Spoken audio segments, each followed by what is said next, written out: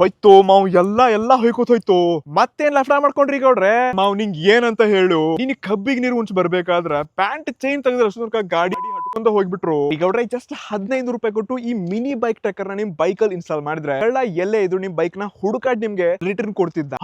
ಅದಂಗ್ಲೇ Mau. For example ನನ್ bike ತಗೊಂಡು ಇವಾಗ ಸಂದೀಪ್ ಫ್ರೂಟ್ ಸರ್ಕ್ ಹೋಗ್ತಿದ್ದಾನೆ. ಸೊ ಇಲ್ಲಿ ಲೈವ್ ಆಗಿ ಈ ಅಪ್ಲಿಕೇಶನ್ ನೋಡ್ಕೋಬಹುದು, ಅವ್ನು ಎಲ್ಲಿ ತನಕ ಹೋಗಿದ್ದಾನೆ ಅಂತ ನಾನು ಲೈವ್ ಟ್ರ್ಯಾಕ್ ಮಾಡ್ಕೋಬಹುದು. ಇಲ್ಲಿ ಎಷ್ಟು ಸ್ಪೀಡ್ ಹೋಗ್ತಿದ್ದಾನೆ ಇದನ್ನ ಕೂಡ ತಿಳ್ಕೋಬಹುದು. ಮತ್ತು ನಾನ್ ಸೆಟ್ ಮಾಡಿರುವಂತ ಈ ಸರ್ಕಲ್ ಬಿಟ್ಟು ಒಂದು ಸ್ವಲ್ಪನೂ ಹೊರಗೋದಪ್ಪ ಅಂತಂದ್ರೆ ಇನ್ಸ್ಟೆಂಟ್ಲಿ ಟ್ರ್ಯಾಕರ್ ಗೆ ಈ ರೀತಿ ನೋಟಿಫಿಕೇಶನ್ ಕಳ್ಸುತ್ತೆ. ಇಷ್ಟೇ ಅಲ್ಲದೆ ಸಂದೀಪ್ ಹತ್ರ ನನ್ನ ಬೈಕ್ ಇದೆ, ಕೀ ಇದೆ, ಆದ್ರೂ ಎಲ್ಲ ನಾನು ಈ ಅಪ್ಲಿಕೇಶನ್ ಇಂದಾನೆ ಕಂಟ್ರೋಲ್ ಮಾಡಬಲ್ಲೆ. ಸೊ ಜಸ್ಟ್ ಇಲ್ಲಿ ವೆಹಿಕಲ್ ಲಾಕ್ ಫೀಚರ್ ನಾನು ಎನೇಬಲ್ ಮಾಡಿದ್ರೆ ಅಲ್ಲಿ ಸಂದೀಪ್ ನ ಬೈಕ್ ಅಲ್ಲಿ ಆಫ್ ಆಗಿರುತ್ತೆ. ಇಂಜನ್ ಎಷ್ಟೇ ಕೀ ಹಾಕಿ ಏನೇ ಮಾಡಿದ್ರು ಬೈಕ್ ಆನೇ ಆಗಲ್ಲ. ಮತ್ತೆ ಪುನಃ ಯಾವಾಗ ಇಲ್ಲಿ ಅನ್ಲಾಕ್ ಮಾಡ್ತೀನಿ ಆವಾಗಲೇ ಆ ಬೈಕ್ ಸ್ಟಾರ್ಟ್ ಆಗುತ್ತೆ.